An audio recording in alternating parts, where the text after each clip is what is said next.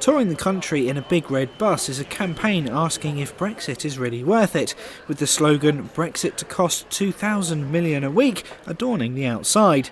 But the group say that this is not a figure plucked from the air. That the big red bus last time said we were going to save £350 million a week, and that isn't going to be the case. We're going to be £2,000 million a week poorer in today's money. In public spending terms, that means between £800 and £1,000, well, at £2,000 million a week, it means being £800 a week less for public services, which is 4 times the price of EU membership. So Brexit is terrible value for money, and we want to tell people that, and we're asking, is it worth it? And I think more and more people will ask the same. We're doing 5 locations today: Basingstoke, then Southampton, Portsmouth, Chichester, and then Brighton.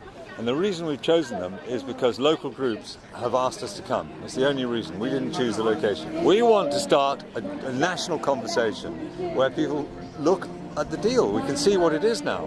When we had the referendum, we didn't really know what we were voting for. We were told we were going to save money on our EU membership fees. We're not. We're going to be worse off.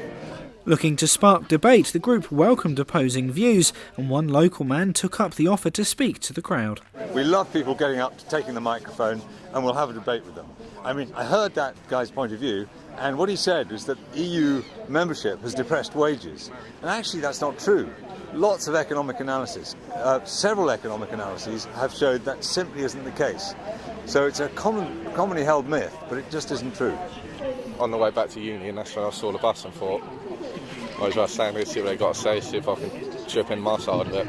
Definitely voted to leave. But like I said, when David Cameron went to the EU and said we want a break on migration, we want concessions on migration, we want concessions on the benefits these people are allowed to receive, if he'd got something set in stone that we were allowed, he could negotiate a better position for us in line with pretty much what the referendum has said, I believe there wouldn't have been a need for a vote.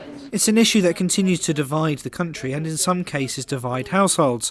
But does this need to go to public vote again, or do the government need to get on with the task at hand? I think there's going to be a lot more cases, like people who I know and other people around the country are going to feel the same. And I think that's the biggest driver that caused the vote.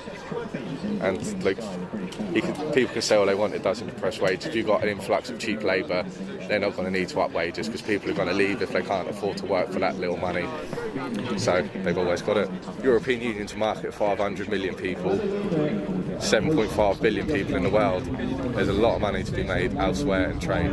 We don't want to rerun the vote, but we do think people are entitled to a final say on the deal when we know what it is. That's all it is.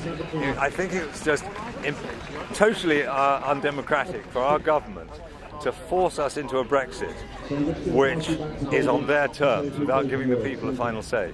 If people know what the deal is and they vote for it in a final referendum to whether to ratify the deal the government come up with, and they want to go through it, we do accept that. That has to happen. That will be the will of the people. But they have to vote on the facts, not on unrealistic promises. Richard Stringer, That's TV.